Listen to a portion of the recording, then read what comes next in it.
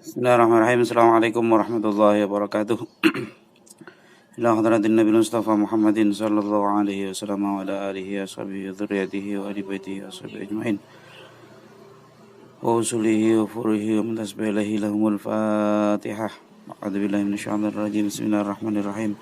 Alhamdulillahi rabbil alamin arrahmanir rahim maliki yaumiddin iyyaka na'budu wa iyyaka nasta'in ihdinas siratal mustaqim siratal ladzina an'amta 'alaihim ghairil maghdubi 'alaihim waladdallin amin. Bismillahirrahmanirrahim. Al-hasadu utawi drengki. Huwa iya hasad iku tamanni zawalid nikmati, ngarep-ngarep ilange nikmat. Ilang anil ghairi saking wong liya. Di hasad atau iri dengki lah kalau bahasa Indonesia, iri dengki ya. Itu adalah seseorang berharap agar nikmat yang didapat orang lain, temannya, tetangganya, saudaranya, atau siapa saja, itu berharap hilang. Jadi intinya nggak seneng aja kalau ngelihat orang lain dapat kebaikan, itu nggak seneng aja. Maunya itu orang-orang itu nggak dapat. Jadi kalau ada saudara yang dapat, dia berharap nikmatnya itu hilang, nggak dapat lah gitu ya. Wa amma tamanni mislima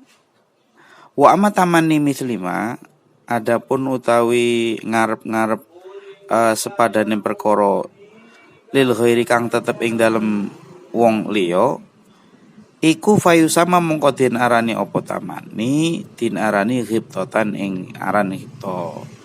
Adapun kalau berharap, maksudnya orang lain dapat apa, nah dia berharap juga dapat seperti itu. Nah itu nggak apa-apa itu. Nah, itu bukan hasad, tapi namanya ghibta. Jadi berharap seperti. Nah, jadi orang pintar, dia pengen pintar juga, tapi dia nggak berharap temennya nggak pintar, pintarnya hilang nggak. Atau temennya beli baju baru. Nah, dia pengen beli baju baru dulu, pengen kayak gitu, tapi dia nggak berharap temennya itu bajunya hilang. Nah, nggak gitu. Walaysa lan ora ono opo ghibta, ora ono iku bimat mumatin termasuk perkara kang dibenci. Nah, adapun kalau ghibta itu tidak termasuk hal yang tercela. Maksudnya ya karena dianggap itu apa ya, pengen ya normal aja pengen gitu, tapi tidak sekali-kali berharap temannya yang dapat itu hilang. Balhia balik utawi ghibta iku matlubatun. Matlubatun itu ya sebaiknya begitu, kalau orang lain dapat kebaikan, nah kita harusnya begitu, pengen kayak gitu. Nah, pengen. Tapi jangan sekali berharap temannya yang dapat itu hilang. Jadi kita pengen ya pengen aja, normal. Kenapa itu tidak termasuk yang dibenci? Li'annaha karena saat temui kita iku sapapun dadi sebab liktisabil khisoli maring merkoleh pakerti alhamidati kang bagus. Karena dengan ghibtoh itu orang akan menjadi baik, akan dapat memperoleh sesuatu yang baik dengan cara yang baik. Nah, pengen pintar ya belajar. Mulai temannya pintar juara, pengen ya belajar. Pengen ngelihat temannya banyak uang, rumah bagus, mobil bagus, segala macam banyak. Nah, pengen bekerja keras, jangan boros, rajin nabung, seperti itu. Jadi justru kalau ghibtoh itu dianjurkan, sebaiknya begitu. Jadi termotivasi lah gitu. Jadi orang lihat orang dapat kebaikan itu bukan jengkel, tapi termotivasi. Ngelihat temannya juara satu, waduh, besok saya harus juara satu, sehingga dia akan belajar lebih giat. Atau temannya banyak uang, bisa berangkat umroh, bisa beli mobil baru misalnya. Ya kita jadi termotivasi untuk mendapatkan hal yang sama. Nah kalau begitu nggak apa-apa. Walida krono arai mengkono laisat bimadmumatin ila akhirih. Kala wis ngendika sapa Nabi sallallahu alaihi wasallam, oleh ngendika al mukminu utai wong mukmin iku yakbitu iku dimaknain sekarang termotivasi lah sapa mukmin. Jadi wal munafiku utai wong munafik yahsudu hasud sapa munafik. Jadi kalau orang mukmin yang baik, orang yang benar ngelihat teman baik itu termotivasi ingin mendapat hal yang sama seperti temannya. Nah, sedangkan kalau orang munafik itu hasud itu kalau temannya dapat jengkel aja, jengkel sehingga berharap nikmat yang ada di temannya itu hilang, nggak dapat gitu. Jadi berbeda jauh. Jadi mukmin yang baik termotivasi untuk mendapat hal yang sama, sedangkan kalau munafik itu hasud. Kemudian yang berikutnya wa asbabul hasadi utawi piro-piro sebab hasud iku salah satu ono telu. Jadi apa orang bisa hasud itu kenapa? Ada 3 ternyata sebutnya. 3. Al awal utai kang awal iku bughdul maksudi bendune utawa enggak suka terhadap orang yang dihasuti, enggak suka li fadilatin maring fadilah zaharat kang pertelo opo fadilah minhu saking maksud. Jadi karena sudah jengkel, jadi orang maksudnya udah nggak senang aja sama orangnya, sehingga kalau dia dapat apa yang kelihatan dia nggak suka aja gitu. Jadi nggak suka orang tadi dah dapat au nikmatin saqahallahu ilahi, au nikmatin untuk nikmat saqahallahu ta'ala, atau berupa kenikmatan yang Allah berikan kepadanya. Jadi yang dasarnya awalnya sudah jengkel, apalagi ngelihat yang dijengkeli itu sukses, hawanya kesel aja gitu. Itu salah satu sebab kenapa orang bisa hasud. Asani utai kang kaping pindho iku tafawukul mahsudi oleh ngungguli wong sing dihasuti fil fadli ing dalam keutamaan bihaitsu yajizu kelawan sekirane ora mampu sapa hasidu wong kang hasud, sapa al hasidu wong kang hasud ora mampu anil usuli saking merkoleh tumeka berhasil ilahi maning fadlu. Jadi yang kedua adalah orang yang dijengkeli ternyata lebih unggul darinya, lebih sukses, lebih mapan, tapi dia sendiri nggak mampu untuk sampai ke sana.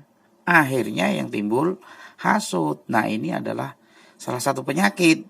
Nah ini yang tahu tentu kita sendiri ya. Mungkin kita juga masih ada terbersit begitu. Nah karena ini penyakit ya harus diobati, harus belajar bahwa orang lain berhak dan sukses. Kita juga kalau mau sukses berarti harus berusaha sebaik mungkin, bukan hasud. Selanjutnya salisu tai kang kaping 3 iku suhtul hasidi kumete wong kang hasud bil fadhaili kelawan pira-pira fadhail. Fayasudu mongko dadi hasud sapa hasid hasud kulaman ing saben-saben wong nala kang merkoleh hu ing man apa khairun. Jadi ini semacam pengennya yang baik-baik itu dia aja, sehingga kalau orang lain dapat itu maunya jengkel. Jadi maunya yang baik-baik itu sama dia aja, sementara orang lain nggak berhak sukses. Lah ya mana ada begitu. Nah, Tuhan nggak bisa diatur-atur siapa yang sukses siapa yang enggak. Itu hak prerogatif Tuhan. Jadi walaupun siapa saja yang dapat kebaikan ya, sebagai mukmin yang baik ya harus terima. Nah kalau bisa ngelihat orang sukses itu, kita pingin dan berusaha sebaik mungkin bagaimana biar bisa dapat yang seperti yang dipingini, bukan mengharapkan yang disangni itu bangkrut misalnya. Ya jangan, itu bukan mukmin yang baik. Kemudian yang selanjutnya waladzi utai perkara yudhibu kang bisa ngilangaken apa alladzi ngilangaken al hasad ing hasud minal qulubi saing berarti iku atamasuku kegondelan cecekan berpegang teguh berpegang teguh bidini kelawan agama. Jadi salah satu yang bisa menghilangkan rasa iri dengki hasud itu adalah ngaji terus, belajar terus, ngaji terus. Dan yang sudah dipelajari itu dipegang teguh, diamalkan. Itu salah satunya. Jadi ya ngaji lah, intinya ngaji yang baik dengan ikhlas sehingga nanti dapat ilmu diamalkan. Nanti akan terkikis. Nah, sifat-sifat penyakit hasud itu lama-lama akan terkikis. Yang berikutnya mula hadotuma lan ningali kanthi mikir-mikir ing perkara fil hasadi ing dalem kang tetep ing dalem hasad minad dorori nyatane saking pira-pira bahaya. Maksudnya itu harus terus berpikir diteliti ternyata ya orang hasud itu tuh nggak baik, nanti itu bikin hatinya semakin sakit. Itu harus diteliti, harus dilatih dan ya diteliti diangan-angan, itu harus ditata terus hatinya bahwa hasud itu tidak baik, harus terus itu dilatih. Itu lama-lama nanti akan baik. Berikutnya yang bisa menghilangkan hasud lagi adalah warido lan trimo bil qada iklawan ketentuannya Allah wal bil qada iklawan qada Allah wal qadari lan ketentuane Allah. Bil qadai kelawan qada Allah wal qadari lan ketentuane Allah. Jadi kita harus terbiasa bahwa segala hal yang terjadi pada kita di sekeliling kita itu adalah atas kehendak dan ketentuan Allah. Nah, Tuhan nggak bisa diintervensi. Kok itu dapat ini saya enggak, atau saya harusnya ini itu jangan. Nah itu nggak bisa. Memangnya kita siapa? Gitu ya. Jadi itu harus belajar menerima qada qadar Allah itu khairihi wa syarrihi tentunya. Jadi apa yang menimpa kita yang baik ya kita terima alhamdulillah. Apa yang tidak baik juga kita alhamdulillah. Karena kata Gus Dur hidup ini hanya sekedar menjalani. Jadi kudu trimo ing pandum, najan pas-pasan. Nah, gitu.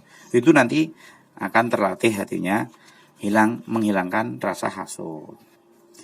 Wa mimman niku setengah dalil waroda kang tumeka apa ma fi dhammil hasad ing dalem mencela hasud iku qaulun Nabi sallallahu alaihi wasallam rupane al hasadu utawi sifat hasud iku yakulu mangan apa hasad mangan al hasanati ing pira-pira kebagusan kama tak kulu kaya dene oleh mangan apa annaru kaya mak tak kulu kaya dene oleh ngobong apa annaru geni al khataba ing kayu kering. Jadi hasad itu bisa menggerogoti amal baik kita. Amal baik yang kita susun itu nanti akan lama-lama terkikis oleh hasud. Iyalah, namanya hasud itu melihat orang jengkel aja. Nah, itu sebuah penyakit yang nanti bikin kita bangkrut di akhirat. Bikin kita bangkrut. Bahkan itu Nabi itu mengumpamakan, bayangkan kalau api itu membakar kayu kering, kena angin, lama-lama semakin apinya semakin gede, kayu semakin habis. Jadi kalau di hati kita masih tersimpan rasa hasud, itu bisa menggerogoti amal baik kita. Dan itu akan membuat kita bangkrut nanti. Jadi percuma kita capek-capek amal, capek-capek berbuat baik, tiba-tiba kita masih menyimpan rasa hasud. Itu nanti akan mengikis habis nanti amal baik kita. Allah al-ghibatu wallahu a'lam bishawab. Assalamualaikum warahmatullahi wabarakatuh.